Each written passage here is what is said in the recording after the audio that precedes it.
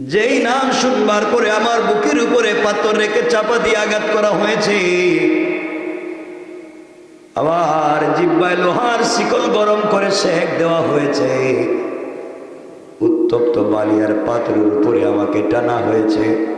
এত কষ্ট যেই নবীজির জন্য করেছি, হায়াতে বেঁচে থাকতে সেই রসুলকে আমি হারাতে চাই না। আল্লাহ, আমি রসুলের জন্য এত পাগল, তিনি যেখানে যাবেন আমি সেখানে যেতে চাই। ইয়া রাসূলুল্লাহ, ওই দিন আমি জিবরাইলের, এই দিন আমি বেলালের কথাকে কবুল করে নিয়েছিলাম। আজ আপনি মেরাজে এসেছেন, আমার বেলাল দুনিয়ার জমিনে পড়ে আছে। এই জন্য আমি আল্লাহ তাআলা বেলালের পায়ের আওয়াজকে রেকর্ড করে জান্নাতে ছেড়ে দিলাম। আজও বেলাল আপনার সাথে, কিয়ামতের দিন আপনার সাথে, যখন আপনি জান্নাতে যাবেন আপনার সামনে গুড়ার লাগাম ধরে থাকবে আমার সেই বেলাল।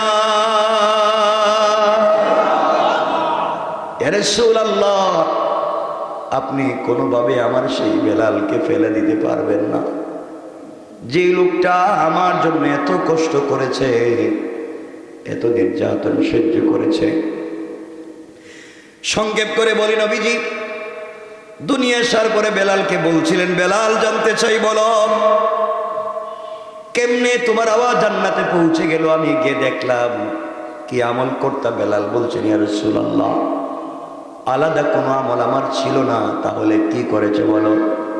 বেলাল বলছেন, ইয়া রাসূলুল্লাহ, আমি যখন ওযু করতাম 2 রাকাত তাহিয়াতুল ওযু পড়তাম, যখন মসজিদে প্রবেশ করতাম 2 রাকাত দুখুলুল মসজিদ পড়তাম। এই কারণ ছাড়া আমার আলাদা আর কোনো নামাজ নাই। নবীজি বলে দিলেন, এইটাই তোমার স্পেশাল আমল। ওযু করলে 2 রাকাত নামাজ পড়েছো, মসজিদে প্রবেশ করলে 2 রাকাত সালাত পড়েছো, আল্লাহ তাআলা তোমার এটাকে কবুল করে তোমার পায়ের আওয়াজকে জান্নাতে রেকর্ড করে দিয়েছে। সুবহানাল্লাহ, জোরে বলে।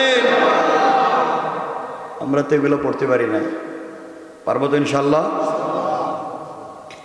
আমার বন্ধুগণ, কথাগুলো শুনতে থাকেন। আরো কত দূর রসুল যেতে লাগলেন। কিছু দূর যাওয়ার পরে শুনেন জান্নাতের ভিতরে কে যেন কোরআন তিলাওয়াত করে। আরো জোরে কোন। নবীজি আশ্চর্য হয়ে গেলেন। জিবরিল আমিনকে জিজ্ঞাসা করলেন, জিবরাইল বলো না, জান্নাতে কোরআন তিলাওয়াত করে কে? জিবরাইল বলছেন, ইয়া রাসূলুল্লাহ, দেখেন তো আপনি কণ্ঠস্বর চিনেন কিনা। রাসূলে পাক লক্ষ্য করলেন, খেয়াল করলেন, খেয়াল করে দেখেন তার গরিব সাহাবী হযরতে হারিসা ইবনে নোমান। নবীজি সাল্লাল্লাহু আলাইহি ওয়াসাল্লাম জিজ্ঞাসা করলেন, জিবরাইল, হারিসা ইবনে নোমান গরিব মানুষ, পৃথিবীতে ক্ষেত খামার করে, তার আওয়াজ কেমনে জান্নাতে আসলো আমি বুঝতে পারলাম না। জিবরাইল বলছেন, ইয়া রাসূলুল্লাহ, হারিসা ইবনে নোমান তার মায়ের খিদমত করেছে, মাকে সন্তুষ্ট করেছে। আল্লাহ তাআলা তার মায়ের খিদমতের উপরে সন্তুষ্ট হয়ে গিয়েছেন। মা হাত উঠায়া আল্লাহর কাছে দোয়া করে বলেছে, আল্লাহ, আমি আমার সন্তানের উপরে সন্তুষ্ট হয়ে গিয়েছি, আয় আল্লাহ তাআলা তুমি সন্তুষ্ট হয়ে যাও। আমি আল্লাহ হারিস ইবনে নোমানের উপরে সন্তুষ্ট হয়ে তার কোরআন তেলাওয়াতকে জান্নাতে রেখে দিয়েছি। সুবহানাল্লাহ, জোরে বলেন। বেলালের পায়ের আওয়াজ যদি জান্নাতে যায়, হারিস ইবনে নোমানের তেলাওয়াত যদি জান্নাতে যায়, বেলাল যে কাজ করে জান্নাতে পাঠাইছে, হারিস ইবনে নোমান যে কাজ করে জান্নাতে তেলাওয়াত পাঠাইছে, আমরা পারবো না? বলেন ইনশাআল্লাহ, বলেন ইনশাআল্লাহ, জোরে বলেন, জোরে বলেন ইনশাআল্লাহ বলেন। এই জন্য আমার বন্ধুগণ, আল্লাহ রাব্বুল ইজ্জত ওয়াল জালাল ডাক দিয়া বলছেন, ইয়া রাসূলুল্লাহ, ইয়া হাবিবাল্লাহ, ও পয়গম্বর আরবি, দুনিয়ার জমিনে কেউ যদি আমার বেলালের মতো কাজ করে যায়, হারিসা ইবনে নোমানের মতো কাজ করে যায়, জীবনে যত কষ্ট করুক না কেন, যত ব্যথা পাক না কেন, চলার পথে যত কষ্ট স্বীকার করুক না কেন, আমার বান্দা যখন সবর করে ধৈর্য ধারণ করে আমার জন্য পড়ে থাকবে, আমার জন্য কান্না করবে, আমার জন্য কাঁদবে, আর আমার জন্য ইবাদত করবে, দুনিয়ার সবাই ভুলে গেলেও আমি আমার বান্দাকে ভুলে যাব না।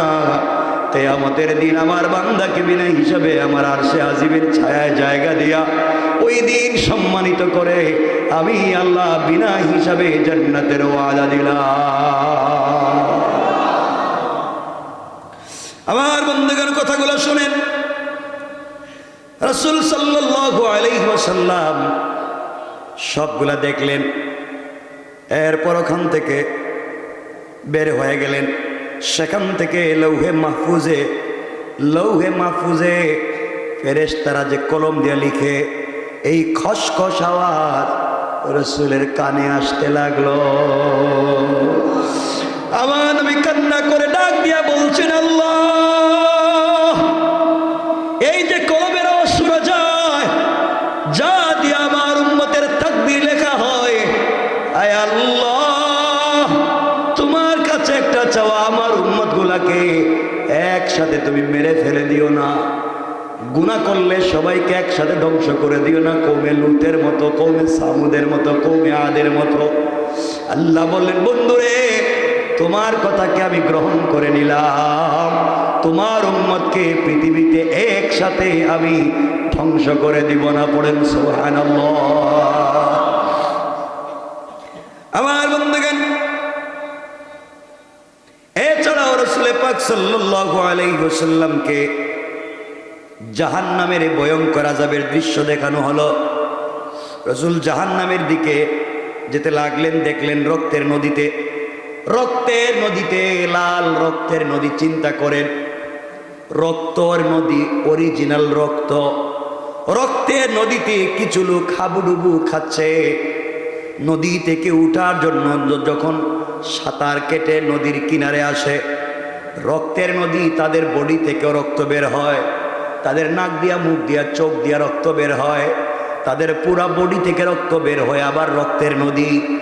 তারা যখন সাঁতার কেটে চিৎকার করে করে নদীর কিনারে আসে, তখন ফেরেশতারা পাথর নিক্ষেপ করে তাদেরকে আবার মধ্যখানে পাঠাইয়া দেয়, উপরে উঠতে দেয় না, তাদেরকে পিটাইয়া আবার মধ্যখানে ফেলে দেয়।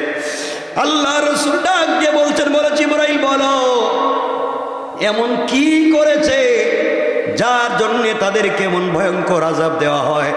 পাথর মেরে তাদেরকে তাড়িয়ে দেওয়া হচ্ছে, কিছুতেই তাদেরকে নদী থেকে উঠতে দেওয়া হচ্ছে না। জিবরাইলকে রাসূল জিজ্ঞাসা করলেন, এরা কারা? জিবরাইল বললেন, ইয়া রাসূলুল্লাহ, এরা দুনিয়াতে মানুষের রক্তের খাটুনির টাকা থেকে সুদ নিয়ে খেত, তাই রক্তের নদীতে আযাব ভোগ করতেছে। যারা দুনিয়ার জমিনে সুদ খাইছে তাদেরকে আমার আল্লাহ এইভাবে আযাব দিতেই আছেন। কন্যা আউযুবিল্লাহ। এরপর দেখলেন আগুনের বাটায়, ইটের বাটা চিনেন তো, ইটের বাটা, এইভাবে ইটের বাটা নয়, আগুনের বাটায় একটি আগুনের নারী এবং একটি আগুনের পুরুষ জেনারত অবস্থায় আছে, চিৎকার করে কাঁদতেছে, তাদের বডি থেকে স্ফুলিঙ্গের নিয়ে আগুন বের হচ্ছে। রাসূল জিজ্ঞাসা করলেন, এরা কারা? জিবরিল আমিন জবাব দিলেন, এরা দুনিয়াতে জেনা করে এসেছে, তাই এখানেও তাদেরকে এমন আযাব দেওয়া হচ্ছে। বলেন নাউযুবিল্লাহ। নবীজি দেখলেন এভাবে কিছু লোকের পায়ের পাতা থেকে চামড়া উপর দিকে উঠাইয়া দেওয়া হচ্ছে। আল্লাহর বান্দা চিৎকার করে কাঁদতেছে।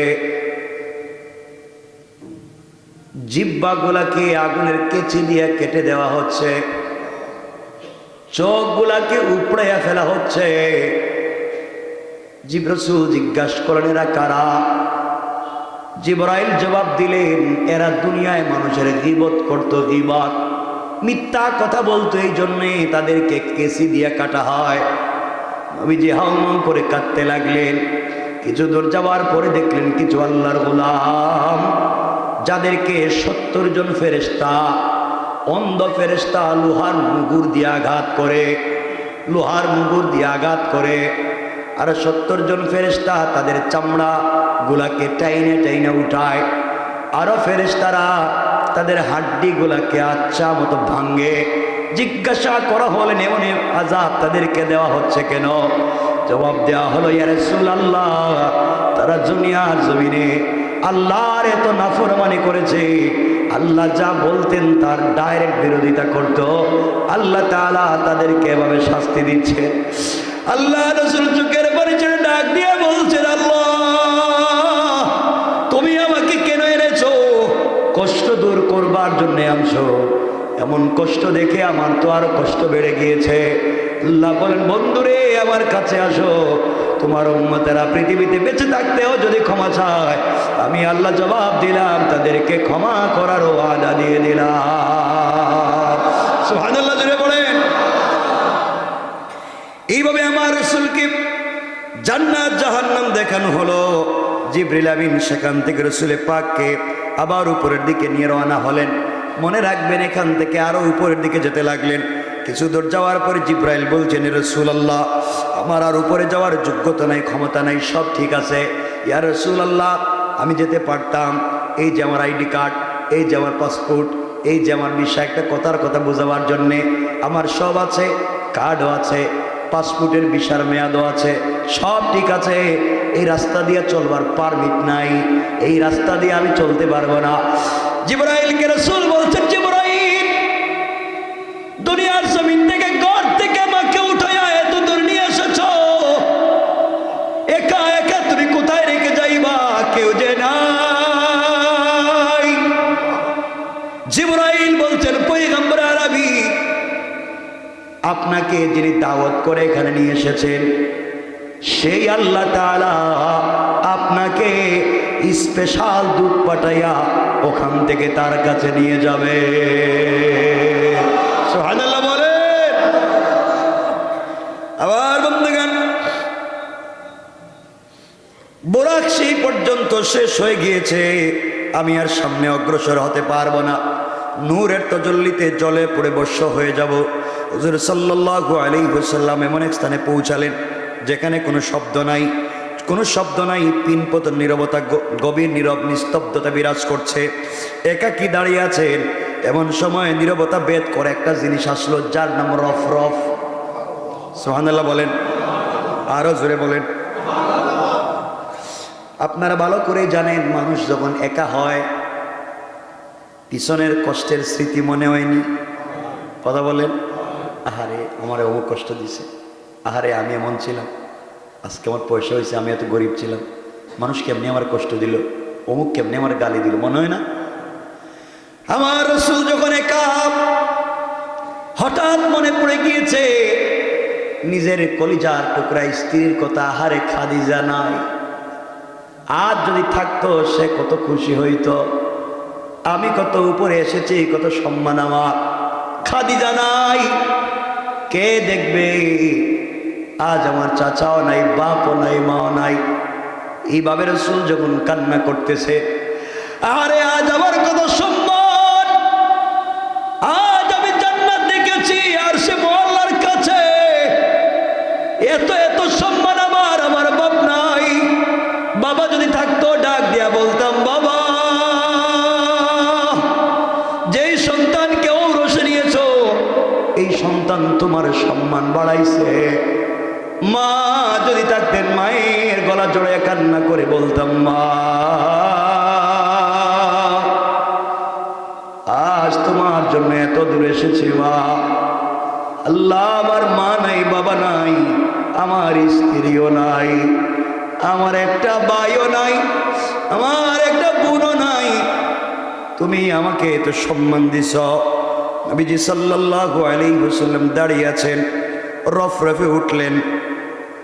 রফরফে যখন পৌঁছলেন, তিনি সেই বাহনে আরোহণ করার সাথে সাথে আর সে মুআল্লা পর্যন্ত মুহূর্তেই পৌঁছে গেলেন। সুবহানাল্লাহ জোরে পড়েন। আল্লাহর তরফ থেকে আহ্বান আসলো, হাবিব, ও কলিজার টুকরা বন্ধু, আপনি আমার আরশে চলে আসেন। রাসূল সাল্লাল্লাহু আলাইহি ওয়াসাল্লাম আরশে আজিমে গেলেন। ওখানে গিয়ে দেখেন আর সে আজিমে গিয়ে রাসূল সাল্লাল্লাহু আলাইহি ওয়াসাল্লাম হাসতেছেন। আল্লাহ জিজ্ঞাসা করেন, বন্ধুরে কতই না কাঁদতেছিলা, ঘরের ভিতরে কত কান্না করলে, এখন হাসো কেন? জবাব দিলেন, আয় আল্লাহ তাআলা, আপনার আরশে আজিমে আইসা যত ডিজাইনের দিকে তাকায়, যা আপনি ডিজাইন করছেন সব আমার নাম দিয়া। আল্লাহু আকবার, জোরে বলে। এবার আল্লাহ তাআলা ডাক দিয়া বলছেন, পয়গম্বরে আরবি, ও আমার বন্ধু হাবিবুল্লাহ, আপনি যেই জায়গা পর্যন্ত আসলেন, কি নিয়ে এসেছেন বলেন না, আপনি কি আনছেন? খালি হাতে কি আসছেন? নবীজি বললেন, আল্লাহ তাআলা, কেন খালি হাতে যাব? বন্ধুর বাড়িতে গেলে তো খালি হাতে যায় না, আমি আপনার বাড়িতে আসছি, খালি হাতে আসি নাই। আল্লাহ বললেন, কি আনছো আমাকে দাও। নবীজি বললেন, আত্তাহিয়াতু লিল্লাহি ওয়াসসালাওয়াতু ওয়াত-তাইয়্যিবাত। আল্লাহ রাব্বুল ইজ্জতুল জালালকে বলেন, আল্লাহ তাআলা সমস্ত তাজিম, সমস্ত ভক্তি, সমস্ত সালাত, সমস্ত পবিত্রতা, ইবাদত বন্দেগী যা আছে এই মুহূর্তে সব আপনার উদ্দেশ্যে নিবেদন করে দিলাম। সুবহানাল্লাহ বলেন। আল্লাহ তার জবাবে আল্লাহ তাআলা বললেন, আসসালামু আলাইকা আইয়ুহান নবী ওয়া রাহমাতুল্লাহি ওয়া বারাকাতুহু। হে আমার নবী, আপনাকে সালাম, আপনার উপর আল্লাহর অসীম রহমত এবং বরকত। নবীজি সালামের জবাব না দিয়ে নিচের দিকে তাকায়, চোখটা যেন ছলছল করে পানি পড়ে যায় চোখ থেকে। আল্লাহ বললেন, বন্ধুরে, আজকে তো তোমার কান্নার দিন না, আমি সালাম দিলাম, কাঁদবা কেন? নবীজি বললেন, আল্লাহ, কেমনে তোমার সালামের জবাব দেই? তুমি বলো না, আমাকে তো সম্মান করে, ভালোবেসে, আদর করে, আমাকে তো মোহাব্বত করে তোমার ঘর পর্যন্ত আনছো, সালাম দিলা, কত কথাই না আমাকে জিজ্ঞাসা করলা, আমি কেমনে সালামের জবাব দেই বলো না? একটা বারও তুমি আমার গুনাহগার উম্মতের কথা জিজ্ঞাসা করলা না। আল্লাহু আকবার বলেন। আয় আল্লাহ, কেমনে আমি সালামের জবাব দেই বলো? তুমি যদি আমার গুনাহগার উম্মতকে সালাম না দেও, তাদের প্রতি রহমত নাজিল, তাদেরকে দয়া মায়ার চোখে না দেখো, আমি রাসূল কিন্তু আপনার সালামের জবাব দিব না। আল্লাহ তাআলা বলছেন, বন্ধুরে, তুমি আমার কাছাকাছি এসেছো, আমি সালাম দিলাম, কই তোমার উম্মত কোথায় পড়ে আছে, আমি কেমনে সালাম দিব? আল্লাহ রাব্বুল ইজ্জতুল জালাল বললেন, কেমনে সালাম দিই? তোমার উম্মত কোথায় পড়ে আছে, আমি কেমনে সালাম দিব? নবীজি বললেন, আমাকে যেভাবে সালাম দিয়েছেন তাদেরকেও দিবেন। আপনি তাদেরকে সালাম দিন, আমার গুনাহগার উম্মত যাদের জন্য তায়েফে মাইর খাইলাম, তাদেরকে কি আপনি সালাম দিবেন না? আল্লাহ রাব্বুল ইজ্জতুল জালাল ডাক দিয়ে বললেন, আসসালামু আলাইনা। নবীজিও পড়লেন, ওয়া আলা ইবাদিল্লাহিস সালিহিন। আল্লাহু আকবার। আমাদের জন্য, আল্লাহর অন্যান্য সকল নেক বান্দাদের জন্য আল্লাহর তরফ থেকে শান্তি বর্ষিত হোক। আমার নবীজি বলছেন, আল্লাহ, মানি না, এই সালাম আমি মানব না। আপনি এভাবে সালাম দিয়েছেন, আমার উম্মত এখন নারিন্দায় বসে রয়েছে বিনোদ বিবিতে, আর আপনি আর সে মহল্লায় এই সালাম মানি না। আপনি যেভাবে আমাকে সরাসরি সালাম দিয়েছে, আমার উম্মত গুলাকে ওভাবে সালাম দেওয়া লাগবে। আল্লাহু আকবার। আমার নবীজি বললেন, এখন কি দেশে দেশে গিয়ে আমি সালাম দিব? নবীজি বলছেন, জানি না আল্লাহ কেমনে সালাম দিবে। আল্লাহ বললেন, বন্ধুরে, তোমাকে কষ্ট দিতে চাই না, মেহমানকে বাড়িতে এনে কষ্ট দিতে চাই না।